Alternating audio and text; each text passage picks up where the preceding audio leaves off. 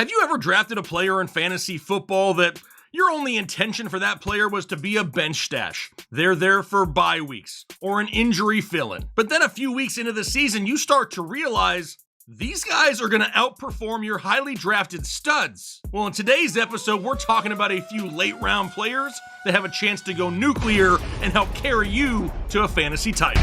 What is going on, Headliner Nation? Hopefully everyone is doing well out there. Now, a couple weeks ago, we made a video where we discussed the top players at each position and their chances at going nuclear in 2024. But now is the time where we need to dig a little bit deeper. We need to find guys in those later rounds that have that same chance at going nuclear. So today we're going to be going through 5 players who are currently outside the overall top 100 players in fantasy football and discuss their chances at just going off in 2024. I got to continue to find those guys to use against you in some best ball tournaments. I mean, let's be honest. Do you really think that you can beat me on Underdog Fantasy in some best ball leagues? I have links to live drafts right now in the description of this video. I have already joined those leagues and I will draft and compete against you as soon as they're full. Maybe you don't have an Underdog account yet. You've been hearing it here for weeks. You heard it last year. You still haven't done it. Well, now is the time to do so. Head over to Underdog Fantasy or download the app. Create a new account using the referral code HEADLINERS when you do so. Once that's complete, you can make your minimum $10 deposit and you are set to go. By doing that, you're going to get some free things though. You're going to get a special pick that's added to your account. Plus, you're also going to get a first-time deposit offer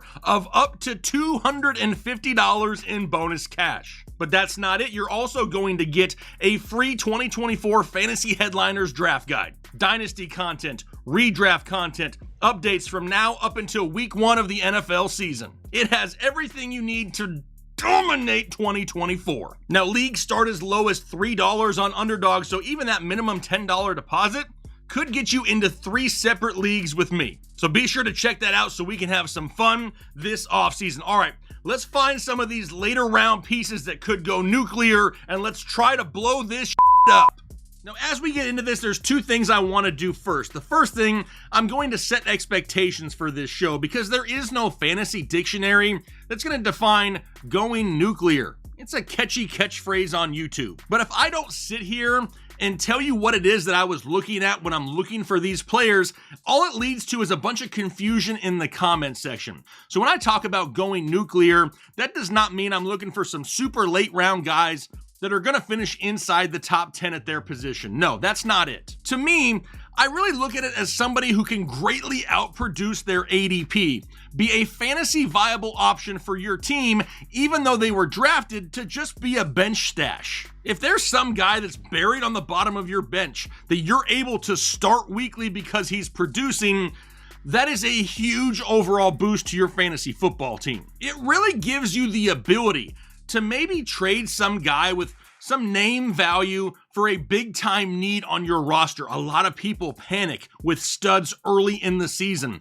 I cannot tell you how many people each and every year are talking about dropping or trading studs after 2 or 3 weeks. If you have some of these high performing bench stashes that you can flip for some big time studs, it's a win-win situation. So that's going to be what we're looking for today, but I also got to set you a like goal. Everybody loves to find the players that are gonna go nuclear, so the like goal on this video is set to 825 likes. If we can get that on this video, I will pick a random commenter from down below to give a free 2024 fantasy football draft guide. So hit the like button, leave a comment down below, and let's dive into the first player. It's Ezekiel Elliott once again of the Dallas Cowboys. And I know a lot of people are going to say that Zeke has been falling off for years, and that I agree with. But right now, he's being drafted as the running back 37 overall. People have been talking about this fall off for years, and yeah, I totally get it. Zeke is not going to be his 2018 version, but he has never finished as low as running back 37.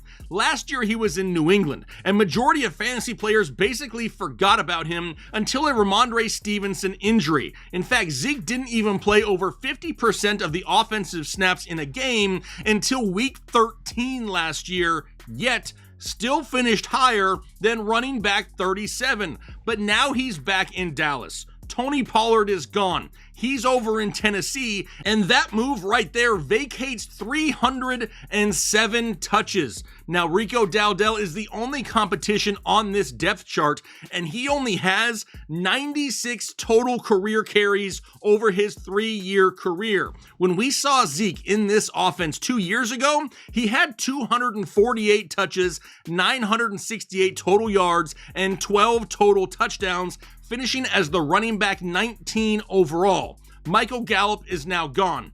Brandon Cooks, he hasn't even had 700 yards receiving in either of his last 2 years. Dallas is going to need to run the football once again in 2024. Since head coach Mike McCarthy took over as the head coach in Dallas, they have been top 15 in the NFL each and every year in rush attempts. Now, they did just lose all-pro left tackle Tyron Smith. However, Dallas did spend a first-round pick on his replacement, Tyler Guyton. Now, no, that's not some one-for-one swap, but at least they addressed the need in the draft. I think it's pretty safe to say at this point that Dallas isn't overflowing with offensive weapons, and Zeke is not buried on the depth chart. Now, with all that being said, reports are coming out that head coach Mike McCarthy is saying that Dallas will have a running back by committee style approach. Duh. Of course they will. Zeke will be 29 at the start of the season, and he was sharing work with Tony Pollard 2 years ago when he was there. But remember, we're not trying to say Zeke is going to be some top 12 running back in fantasy football. But what would Zeke need in order to finish as a solid running back 2, a top 24 option at the position? Well, if you look over the last 3 years, on average, the running back 24 scores 164.9 fantasy points per game in half PPR scoring. This is one of the sessions in our draft guide. We go position by position and let you know, on average, where do these players need to finish? That's what we're trying to accomplish. So many people will build projections and then say, that's going to make him a top 24 player. You need to find out on average how many points do they need to score. Once you know the points, then you can turn around and build some stat line projections to see if it's even attainable. So in order for Zeke to hit that 164.9 fantasy points, he would need to be in the neighborhood of 1,070 total yards for 20 catches and 8 total touchdowns. Now, I know a lot of people are going to bring up his inefficiencies here over the last couple of years. So let's figure out how many touches would he need in order to get there, and let's see if those touches are even possible. So when we dive into Zeke, he's averaging right around 4 yards per touch. So for 1,070 total yards, he would need 268 total touches. I think that number sounds pretty doable. Last year, the Dallas running backs accounted for 452 touches. Let's say Zeke goes out there and gets the 268 needed. That still leaves 184 touches for those of you out there that think that Rico Dowdle is going to have a role, that Deuce Vaughn is going to have a role. There are still touches available for those guys. But Zeke, he has had at least 8 touchdowns every year of his career that he's played in Dallas. And it's not like that touch total is astronomical. The last season he played in Dallas, he had 248 touches and missed 2 games that year. But remember, all of this is just to get him inside the top 24 at the position. Fantasy usable with a super cheap price tag. If he can repeat what he did in Dallas in 2022, he's top 20 at the position. But remember, not everyone is going to finish inside the top 12. That's not what we're trying to go after. You just need guys that can outperform their ADP and help your overall fantasy team, and that could very easily be Ezekiel Elliott in 2024. How about we jump way down the wide receiver list, though, to wide receiver 60 right now? It's Rashid Shaheed of the New Orleans Saints. Now, so much attention is really paid to Chris Olave, but what are the chances that we're looking at the wrong Saints wide receiver? Wide receiver 60 is so low, it's laughable, in my opinion. Last year's wide receiver 60 was Michael Wilson of the Arizona Cardinals, and he missed 4 games and had a whopping 13 catches from Halloween till the end of the year. Now, he didn't kill it at all in 2023, but he finished almost 20 spots higher in 2023 than where he's currently at now in 2024. Shaheed had 5 games with at least 14 fantasy points. He averages over 16 yards per reception over the last 2 years. Michael Thomas is gone, and that frees up 64 targets in this offense. Now, Shaheed last year only had 75 targets, which turned in to just 46 receptions, yet he finished the year with 719 yards and 5 touchdowns. That's 9.6 yards per target and a touchdown every 15 targets. Now, are those numbers just a fluke last year?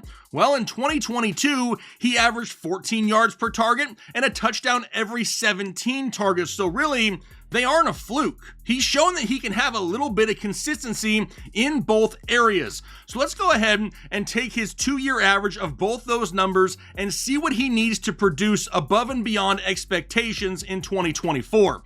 It comes out to be 11.8 yards per target and a touchdown every 16 targets. Now, let's go out there and say that A.T. Perry gets a bigger jump in volume, and Shaheed absorbs right around only an additional 15 targets or so this year based off of what was vacated from Michael Thomas. That's 90 targets overall. So 90 targets times his 11.8 yards per target average is 1,062 yards. Take that 90 once again and divide it by 16 to find out the touchdown total, and it comes out to be 6 touchdowns. So our stat line is almost made here for us. We only need to figure out receptions. We have 90 targets, 1,062 yards, and 6 touchdowns. Now for his career, he has a catch percentage of 68%. 68% of 90 targets is going to give him 61 receptions. So where does the 90 targets, 61 receptions, 1,062 yards, and 6 touchdowns put him? Since we do everything in half PPR scoring, that would come out to be 172.7 fantasy points. Now, on average over the last 3 seasons, 172.7 would be enough to make him the wide receiver 25 overall. Now, I don't know about you, but drafting the wide receiver 60 and having him finish as the wide receiver 25 would make me pretty damn happy. But maybe you're sitting out there saying, you know what, Jake? Okay, I get it, but I still feel like those numbers are a little bit high. Maybe, I don't even know if he's going to get over 900 yards. All right, I hear you. Let's take away 170 yards receiving. If that's the case, he still has enough fantasy points to finish as a top 30 wide receiver. So even if he does underperform that number a little bit, let me ask you the question once again. If you drafted the wide receiver 60 and he turned out to be the wide receiver 30, would you be happy? But there's another wide receiver in this same area that we need to talk about. It's Khalil Shakir of the Buffalo Bills, the current wide receiver 62. Now, first off, outside of Buffalo, there aren't a lot of people that pay attention to this guy. But if you look at what he did last year, you probably should pay attention. Just over 600 yards receiving, and he didn't even catch 40 balls last year. Dude had 2 targets or less in 9 games last season. He didn't even play 40% of the snaps until week 8. Then Joe Brady takes over, and shortly after, the role of Khalil Shakir expands. Dude even led Buffalo in targets in their divisional round game against Kansas City in the playoffs just last year. For the year, though, he finished as the wide receiver 61 overall. Then Buffalo parts ways with Stephon Diggs and Gabe Davis. That right there, that frees up 241 targets. Then they bring in Curtis Samuel and they draft Keon Coleman. And then people all of a sudden think that Khalil Shakir is going to finish worse than last year? Now, if you told me right now, even though it is just May, that Khalil Shakir was going to lead the team in targets in 2024, even though I don't think it happens, I wouldn't think that you are crazy at all.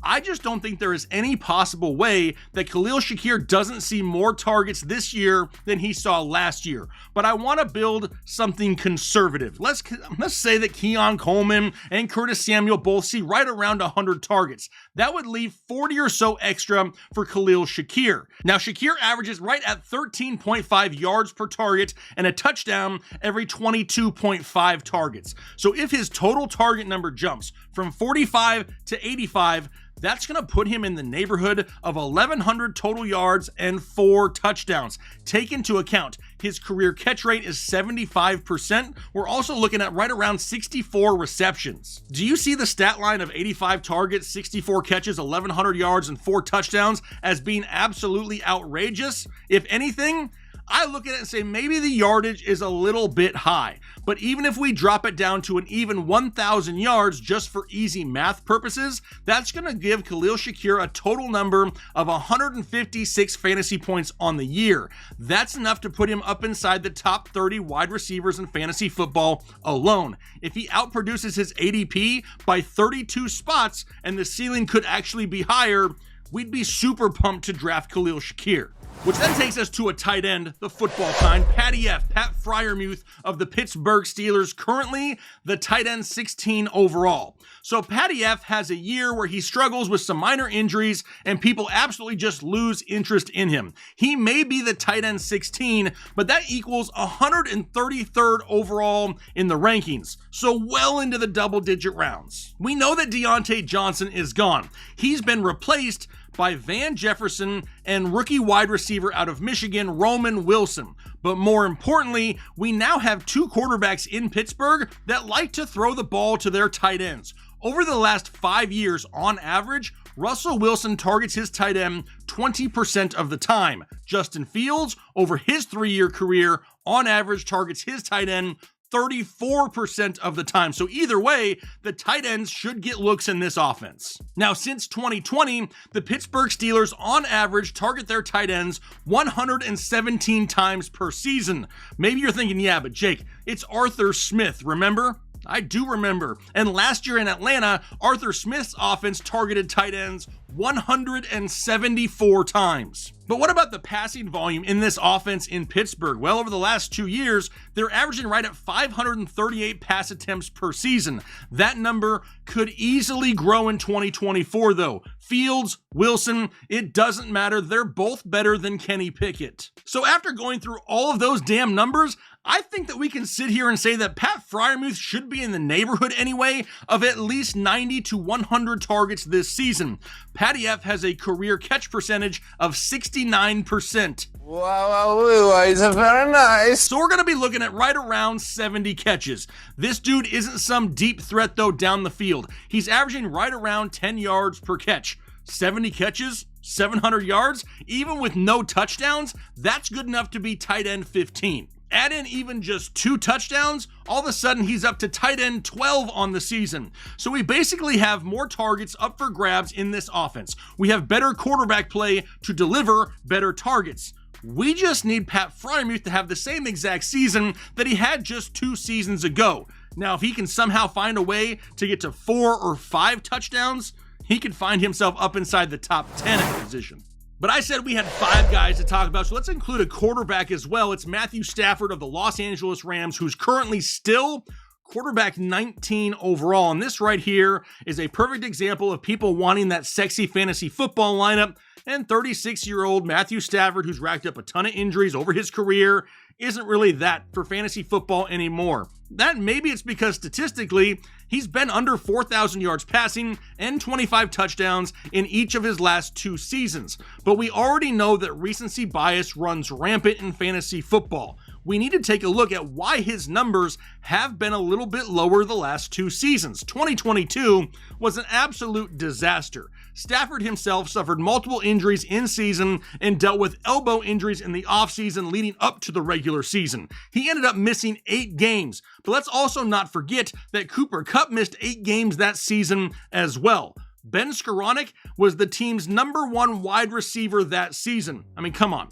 2022 was an absolute wash. Last year, Matthew Stafford barely missed that 4,000 yards passing and 25 touchdowns. He had 3,965 yards and 24 touchdowns. And he still did that while missing 2 games. Plus, he didn't have Cooper Kupp for 5 games. Kyren Williams missed 5 games as well. I don't really think this offense even started to hit its stride and work as a cohesive group until the second half of the season. Because when Kyren Williams came back from his mid-season injury in Week 12, the offense just clicked. Prior to Week 12, Matthew Stafford had only 1 game all year long in which he threw for multiple touchdowns out of the 9 games he played. From Week 12 on, he had multiple touchdown passes in 5 of his 6 games played. In fact, from Week 12 through 17, Matthew Stafford averaged 20.8 fantasy points per game and was the quarterback 6 overall. But when you look just a little bit closer during that span, he was only 2 points away from being the quarterback 3 overall during that span. Had he gotten those 2 additional points, he even would have outscored Josh Allen, Lamar Jackson, and Dak Prescott. The dude was absolutely balling the end of 2023. He actually finished 2023 top 12 among all NFL quarterbacks in passing yards and passing touchdowns. But he also had a ridiculous amount of drop passes from his pass catchers.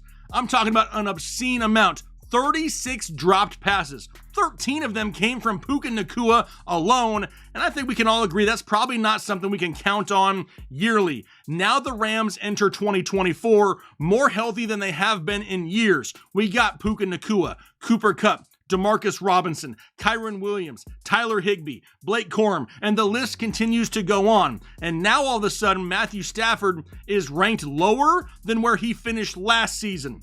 The quarterback 12 on average scores 280 fantasy points a year. That's 4,250 yards, 28 touchdowns, and 10 interceptions. That's right around where he needs to get. So in reality, he needs 285 yards and 4 touchdowns more than he just got last year. Considering he missed a couple games and didn't even have all of his weapons all season long, asking him for an additional 285 yards and 4 touchdowns is not some huge ask. With LA entering this season fully healthy, that's for sure possible. So maybe you just want to punt the quarterback position altogether and find yourself a stud late? That could be Matthew Stafford. So just try to remember, over the next few months, you're going to hear all kinds of people come out and tell you who these top sleepers are going to be in 2024. Don't just sit back and take a bunch of half-assed opinions, though. We'll help you do the research, we'll help you gather the data, and then we'll put it together and build some realistic numbers like we did today. Sometimes the math works out and we find ourselves some great studs. But one of the most important things you can do in fantasy football is be realistic. Now, if you enjoyed today's show, do me a favor, hit the like button if you haven't already. Remember, we got a like goal to hit. I want to give away a free draft guide to somebody down below in the comment section as well. So tell me down below, who's a player that you believe has an opportunity to be drafted super late and way outperform their ADP? I'm going to go ahead and get out of here for the day, though. Hopefully you enjoy the rest of your day. And then most importantly, please do your part to make the world a better place. Analytics, off the chain,